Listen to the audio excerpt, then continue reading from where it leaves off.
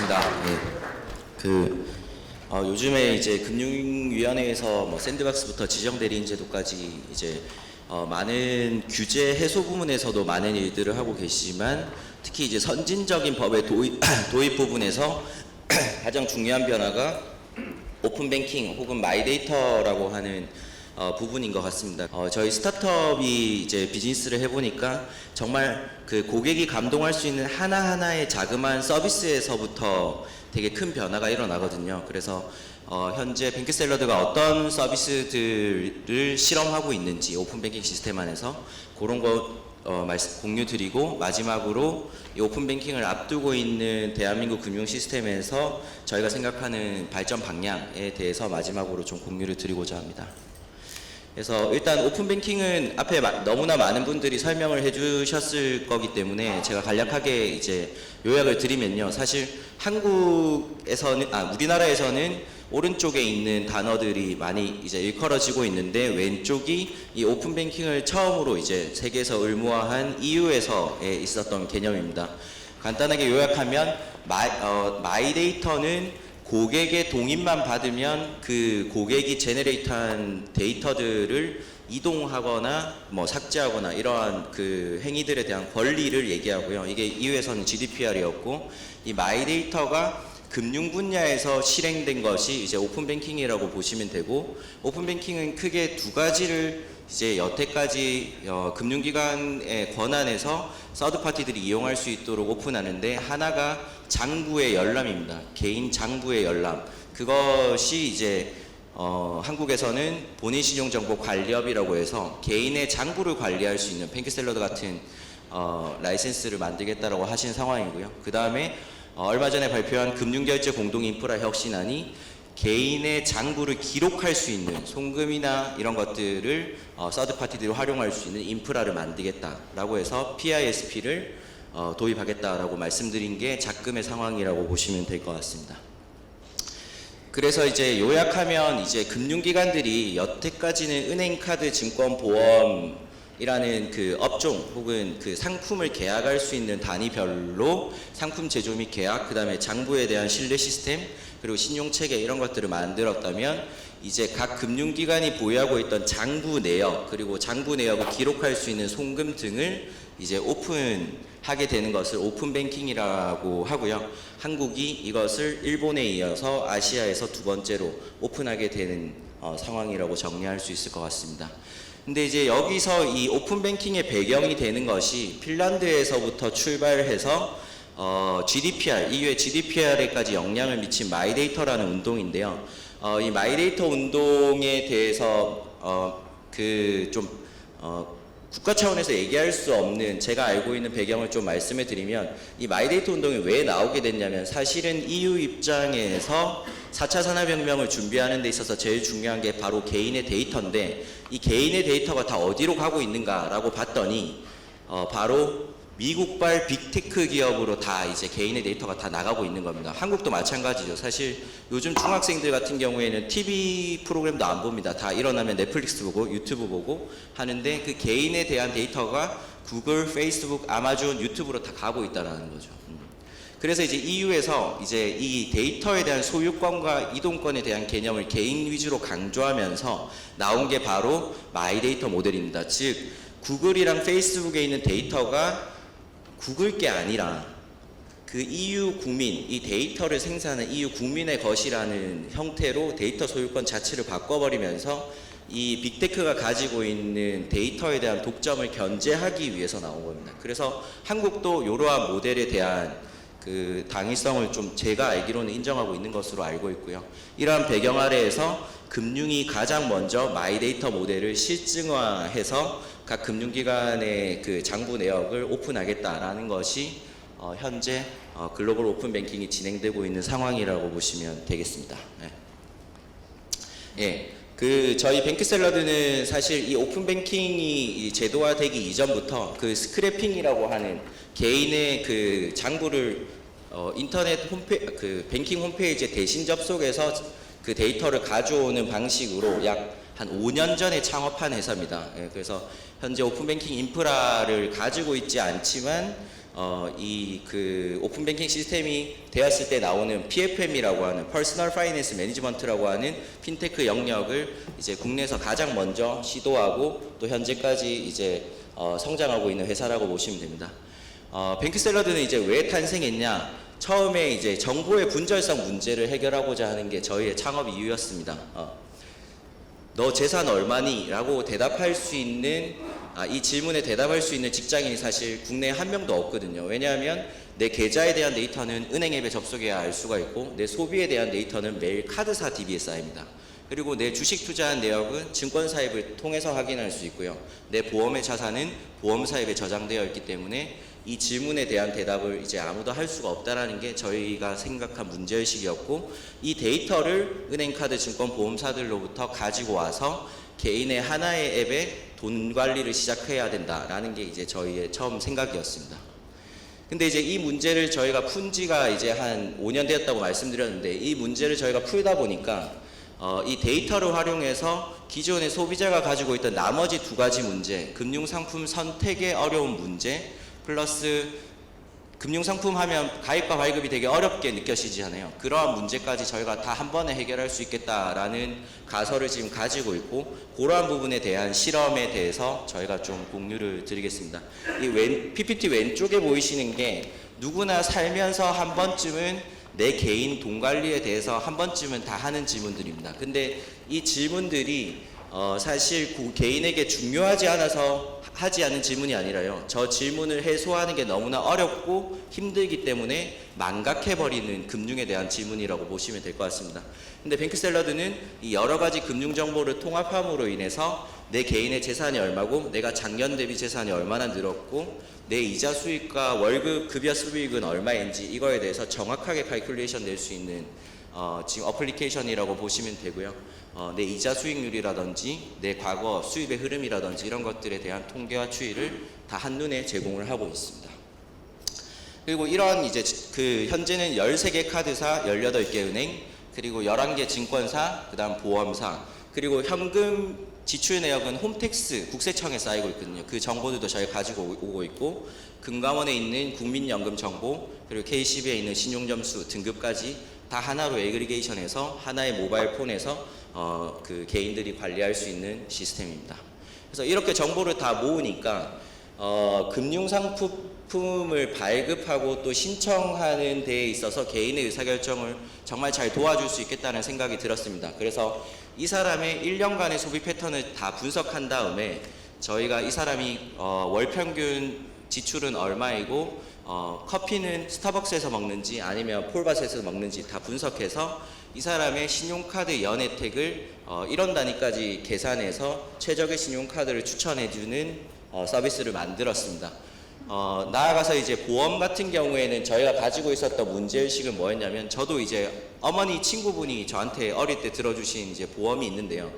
이게 과연 이제 제가 앓고 있는 질병이나 또 제가 미래에 걸릴 질병과 관계가 있는가라는 생각이 들었습니다. 그래서 저희가 보험을 어떻게 추천을 하냐면, 지문인증 한 번에 건강보험공단에 있는 이 사람의 건강검진 내역을 가지고 와서요, 이 사람의 현재 콜레스테롤 수치라든지 혈압 수치를 파악해서 이 사람의 미래 위험 질병에 맞는 맞춤형 보장을 설계해주는 보험 추천 서비스라고 보시면 될 것 같습니다.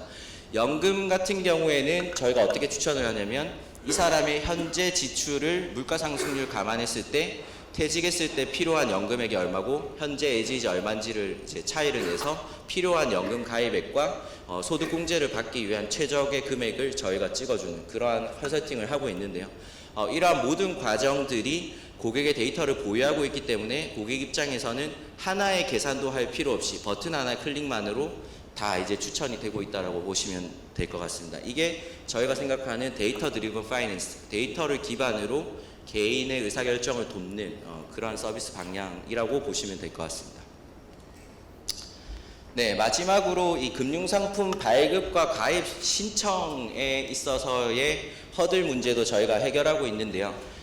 대표적인 게 대출 사전 심사, 그리고 지금 신한카드와 API 연동을 통해서 만들고 있는 신용카드 사전 심사 모델입니다. 이제 개인의 대출이라든지 신용카드 같은 경우에 여신을 활용하기 때문에 여태껏 기존 금융 시스템에서 고객 입장에서 이 가입하는 프로세스가 되게 허들이 많았습니다. 주로 이제 처음에 소득금액 증빙이라든지 여러 가지 서류를 통해서 제출하는 신청 프로세스가 있고요. 그 다음에 금융회사가 KCB나 나이스를 통해서 이 사람의 신용을 조회하는 심사 프로세스가 있고, 그 뒤에 신용카드 발급 가입 여부라든지 대출금리나 한도가 확정되는 프로세스입니다. 그러다 보니까 여기서 이제 많은 소비자들이 불편한 게, 신청 프로세스도 까다로운데 열심히 신청을 했더니 신용카드 발급이 거절이 나버린다든지, 그리고 또 발급 거절됐는데 다른 카드사는 이거를 받아줄지 안 받아줄지 모르는 막연한 사태가 이제 계속 발생이 되는 거죠. 그래서 저희가 이 프로세스를 없애기 위해서 기존의 KCB와 나이스 정보를, KCB 정보를 저희가 가지고 있기 때문에 카드사랑 대출회사랑 직접 다이렉트로 통신해서 이 사람의 심사와 승인 절차를 아예 자동화시켜 버렸습니다. 그럼 이제 고객 입장에서는 뱅크샐러드에서 신용카드 발급 가능 여부와 내 개인에 대한 대출 금리를 이제 확인하고, 대출 가능 여부를 확인하고 가실 수 있을 뿐만 아니라 현재 KCB나 나이스가 가지지 못한 다른 대체 정보, 자산 정보나 개인의 소비 내역 정보도 저희가 보유하고 있기 때문에 고객 동의를 받아서 금융회사와 이 사람에 대한 이 심파일러들에 대한 CSS를 고도화시켜 줄 수 있는 그러한 루트로 현재 고객 입장에서 승인도 편리하게, 승인의 가능성을 더 높이면서 금융상품 발급도 손쉽게 할 수 있는 그런 프로세스들을 저희가 지금 만들어 나가고 있다라고 보시면 될 것 같습니다. 그래서 이것이 이제 저희가 데이터를 통해서 기존의 금융을 혁신하고 있는 부분들인데요. 이렇게 이제 금융상품을 여태껏 이제 뭐 지점이나 설계사가 상담하는 방식이 아닌 데이터 기반으로 추천을 했더니, 저희가 현재 월 모바일 저희 앱을 통해서 신용카드 발급이 한 5,000장 정도 일어납니다.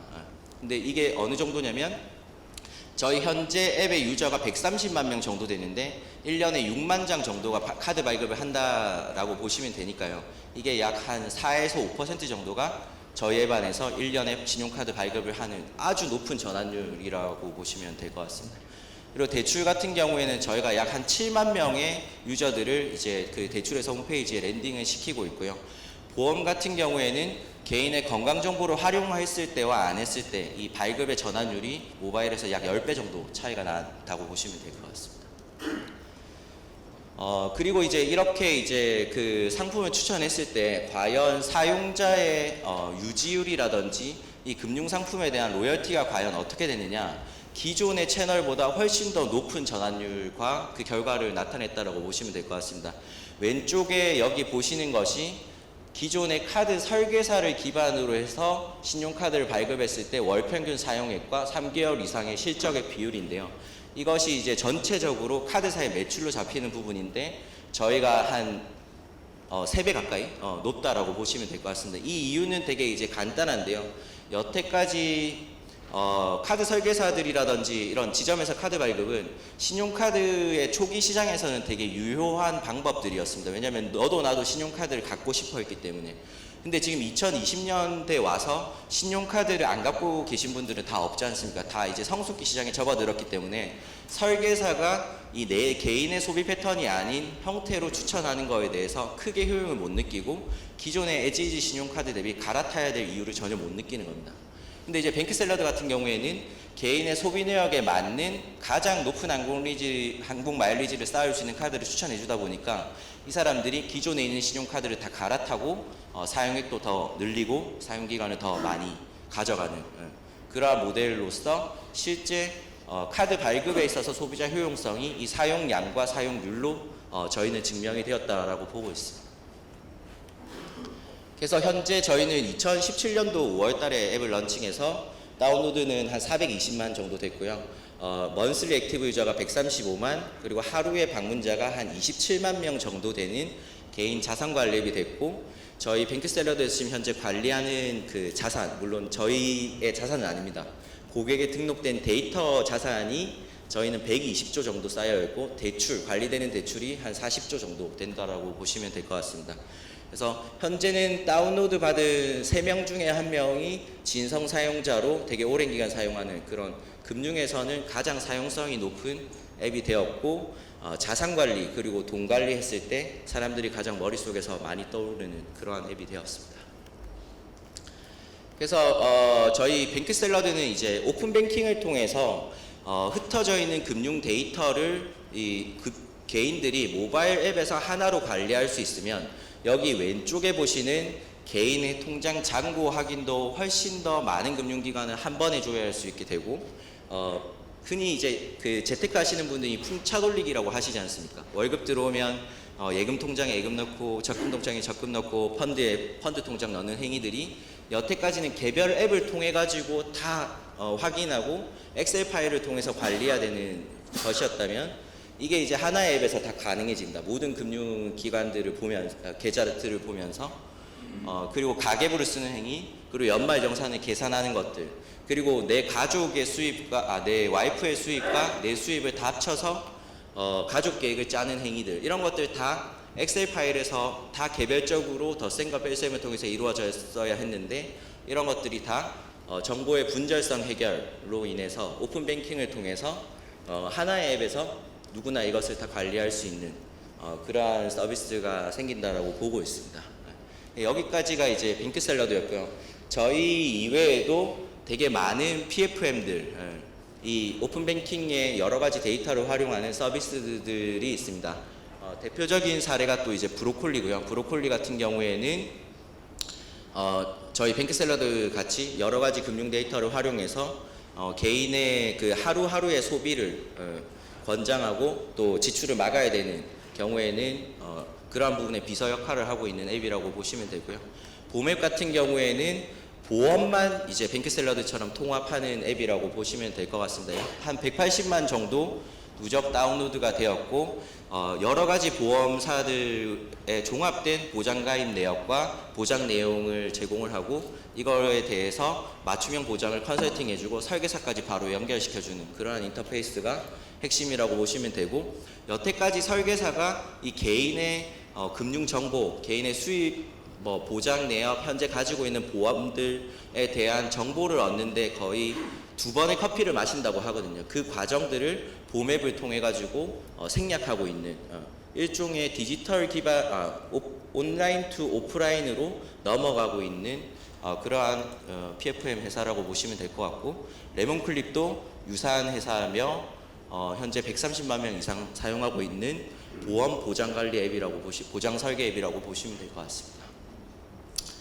그리고 마찬가지로 핀다라고 하는 월 사용자 120만 명에 가까운 금융상품 비교와 추천을 하는, 얼마 전에 샌드박스에서 금리를 비교할 수 있는 그러한 시스템으로 샌드박스 제도에 통과가 된 그러한 핀다도 이러한 오픈뱅킹을 기회로 맡고 있는 회사라고 보시면 될 것 같습니다.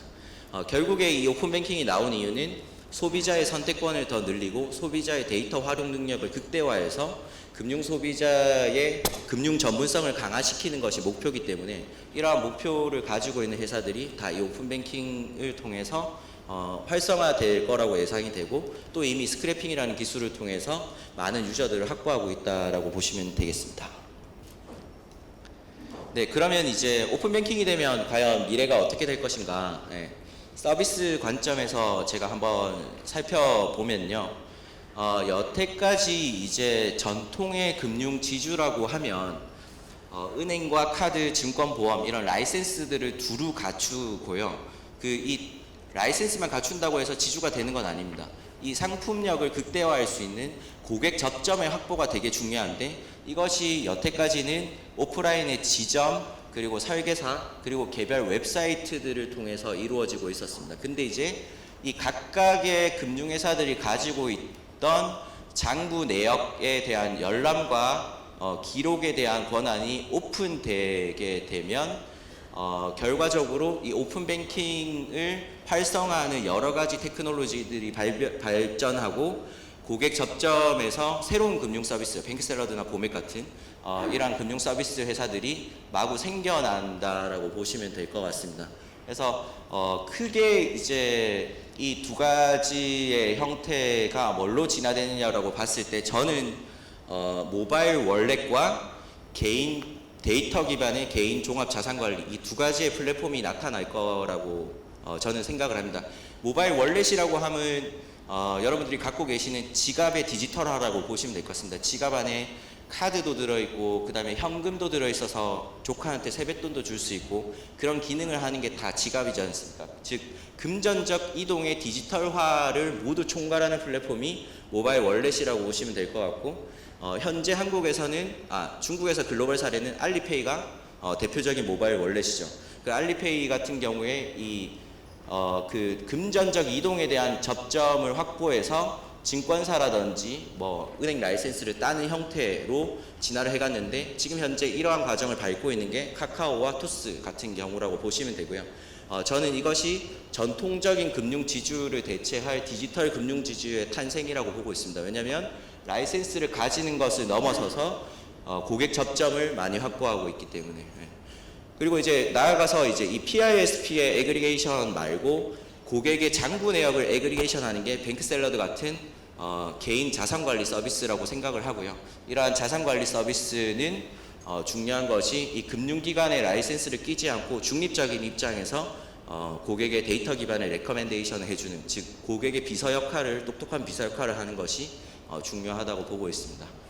그래서 이런 오픈뱅킹이 시작되어서 데이터 활용 능력이 고객이 극대화되고 또 앞으로 이런 고객이 똑똑해졌을 때 결국에 여러 가지 공급자, 판매자, 유통자 간의 여러 가지 커뮤니케이션이 바뀔 수밖에 없다고 생각하고, 여태까지는 전통 금융회사에서는 지점 영업력이 역시나 중요했기 때문에 자본력이 중요한 패러다임에서 이제는 고객이 훨씬 더 똑똑해지기 때문에 고객 서비스 맞춤 경쟁이 일어날 것이고, 이 디지털 API를 통해서 얼마나 이러한 PFM 혹은 모바일 월렛과 혁신적인 고객 경험을 만들어 나갈 것인가가 중요한 역량이 되지 않을까라고 보고 있습니다. 뿐만 아니라 이제 이 오픈뱅킹이 일어났을 때 여태껏 은행, 카드, 증권, 보험으로 나누어졌던 데이터가 개인의 금융 데이터라는 이름으로 모두 이제 언번들링 되기 때문에 이 데이터를 모아서 어떻게 주고받을 것인가, 그리고 이 데이터를 어떻게 분석을 할 것인가, 이런 이제 데이터 기반의 테크놀로지 회사들이 미국 같은 경우에는 한국의 웨캐시 같은 전통적 금융의 SI를 하던 업체들이 이러한 데이터 기반의 SaaS 서비스를 모든 플레이어들한테 기본적으로 제공하는 이유는 데이터가 표준화되었기 때문이죠. 그래서 제공하는 그런 회사들로 진화를 하고요. 아까 이제 정유신 교수님께서 이제 보여주신 그 장표에 있던 유니콘들이라고 보시면 될 것 같습니다. 그래서 이런 데이터 기반의 테크놀로지 시장도 발전이 될 것이다. 그래서 결론적으로 저는 이제 이 오픈뱅킹이 거의 스마트폰에서 앱스토어가 나왔을 때만큼 새로운 금융 서비스들을 창발시킬 것이라고 보고 있습니다. 왜냐하면 이 금융 서비스에서 제일 중요한 게 결국에는 고객의 장부 내역, 고객의 금융에 대한 데이터 내역이고, 그게 밸류블한데 그것이 여태까지는 이제 이동되지 못하는 환경이었거든요. 그래서 이제 이렇게 이제 금융이 나오게 되면 금융의 모듈화가 가능해져서 금융 서비스에 은행이 필요 없는 시대가 도래할 것이다. 근데 이것이 비단 뭐 접점이 어디로 이동하느냐 뿐만 아니라 사실은 금융회사에도 기회인 게, 이게 이제 API를 통해서 금융이 anytime, anywhere 되는 시대라고 보입니다. 그렇게 됐을 때 그 아마존의 무인 매장처럼 송금이나 결제가 고객의 행위 기반으로 바로 거기서 앱이나 신용카드를 꺼내지 않고도 바로 될 수 있는 그러한 환경이기 때문에 오히려 또 새로운 기회가 금융에 있을 수 있다라고 저는 보고 있습니다. 그래서 저는 크게 이제 이 두 가지 정도의 아까 플랫폼이 남을 것 같다라고 말씀드렸고, 첫 번째가 모바일 월렛, 송금이나 결제를 행위를 담당하는 디지털 플랫폼, 그리고 하나는 고객의 장부 내역을 관리하는 개인 자산 관리, 이 두 가지라고 말씀드렸는데요. 궁극적으로는 송금이나 결제는 거의 무형화되지 않을 거라고 예상을 합니다. 왜냐하면 고객 입장에서 이 송금이나 결제는 고객이 이 결제라는 의사결정을 한 뒤에 일어나는 금융의 액션이거든요. 그거는 사실 심플하면 심플할수록 고객 입장에서 편합니다. 아마존 무인 매장 같은 경우가 물을 사자마자 바로 고객이 지나가면 결제가 되는 형태지 않습니까? 그래서 심플이 제일 중요한 가치의 가능성이 높다. 모바일 월렛에서는. 그거는 토스 송금에서도 많이 검증이 되었다고 생각을 하고요. 근데 다만 이 개인 자산 관리 같은 경우에는 내가 어떤 카드를 가입할지에 대한 의사결정, 내가 예적금을 어떻게 가입할지에 대한 의사결정, 내가 돈을 모으기 위해서 자산 배분을 어떻게 해야 되는지에 대한 즉 의사결정을 하는 과정이기 때문에 가장 똑똑한 플레이어가 가장 경쟁력 있는 플레이어다. 고객을 가장 똑똑하게 해주는 플레이어가 가장 살아남는 플레이어라고 보고, 그러려면 가장 똑똑해지려면 어떻게 해야 되는가?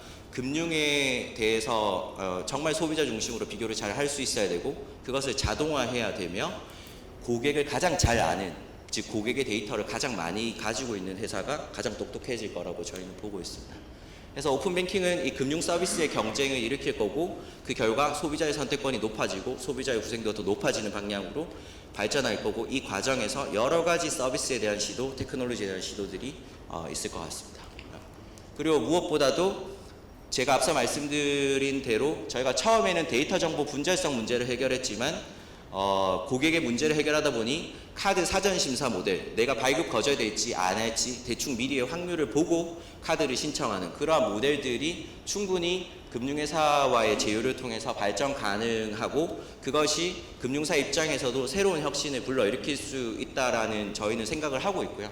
이 모든 것들이 상호 간의 API 연결, API라는 것이 단순히 장부 내역을 주는 것뿐만 아니라 금융에 있는 모든 프로세스들을 마이데이터가 가진 데이터의 힘과 연합해서 그 경험을 자동화하는 것이라고 저희는 정의를 하고 있습니다. 그리고 한편으로는 또 이런 생각을 하고 있습니다. 이 오픈뱅킹이 미국에서는 자연 경쟁에 의해서 출발을 했고, 그것이 핀테크 발전을 낳으니까 EU 같은 나라가 마이데이터라고 하는 이 데이터 패권 경쟁의 어떤 하나의 패러다임으로서 활용하면서 법적으로 의무화를 했고요. 그것을 이제 일본이 의무화했고 한국이 의무화하는 단계고, 글로벌리 이 패러다임은 아마 계속 확장이 될 것 같습니다. 베트남도 제가 알기로는 내년에 시도를 하시는 걸로 알고 있고, 근데 저희 뱅크샐러드 7년 창업했는데 누적 투자 금액이 저희가 여태까지 쓴 돈이 190억입니다. 한 달에 1년에 한 20억 정도를 쓴 거고요. 한 달에 한 1억 5천만 원 정도를 쓴 겁니다.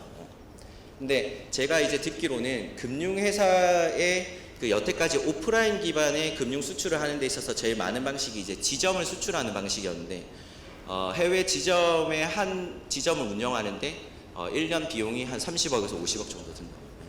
근데 한편으로 이렇게 생각했습니다. 베트남에 오픈뱅킹이 이제 열렸을 때 뱅크샐러드가 이 고도화된 스마트한 금융 비서 기능을 많이 실험을 하고 그 기술을 가지고 베트남에 진출을 해서 많은 유저들을 확보했을 때, 그 고객 접점과 그 고객에 대한 데이터와 자산관리 접점을 확보했을 때 금융회사들의 상품들이 훨씬 디지털을 통해서 개인 맞춤형 금융으로 더 빨리 진출할 수 있는 루트가 될 수 있지도 않냐.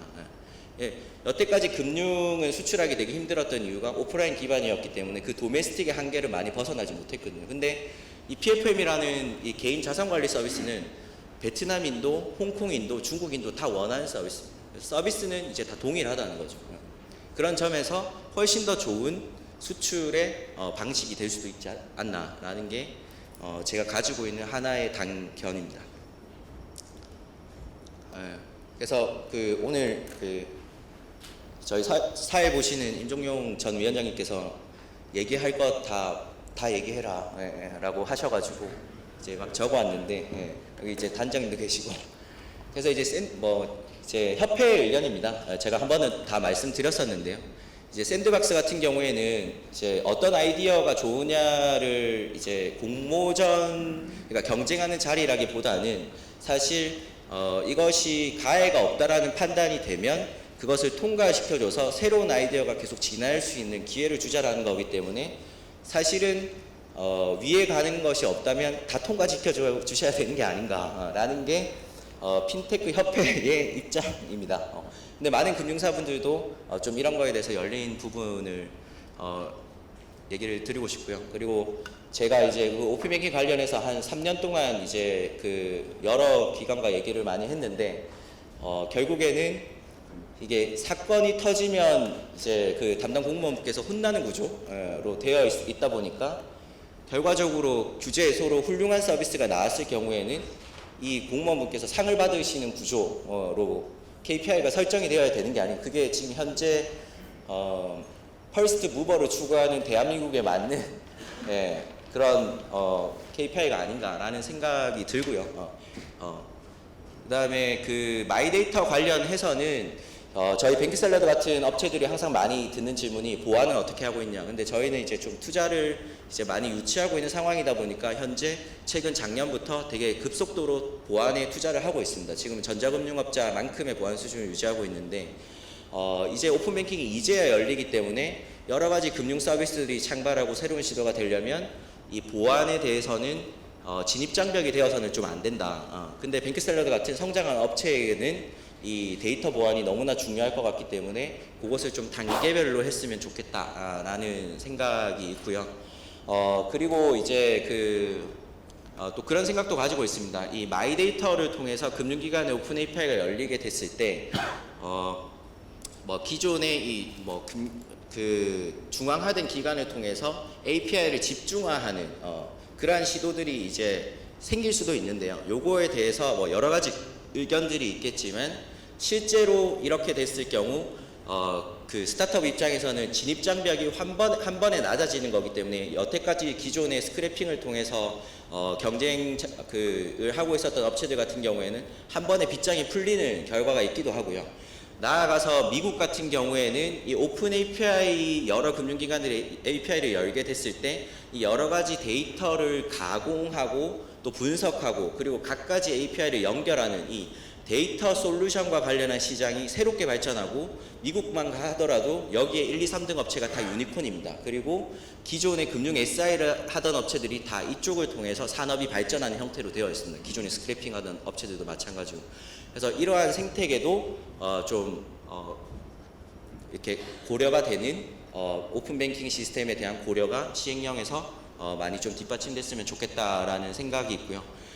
저는 뭐 이런 생각도 합니다. 결국에는 각 국가별로 다 이 오픈 뱅킹이 다 열렸을 때 얼마 전에 그 마스터카드의 그 아시아 퍼시픽 그 사장님이 오셔가지고 인터뷰를 하는데 그럼 그때 이제 마스터의 대안은 뭐냐? 왜냐면 그 송금과 결제망이 각 도메스틱별로 다 열리고 그 PFM들이 고객 접점을 장악하고 있을 때 결국에 일본의 PISP와 한국의 PISP가 연결되면 이게 비자망 아니냐?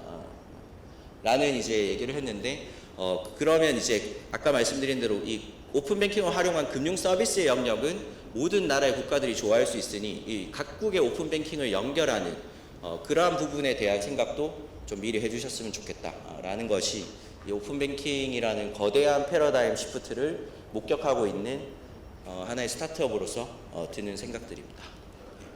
여기까지 하겠습니다. 감사합니다. 김태현 대표님 이야기 잘 들었습니다.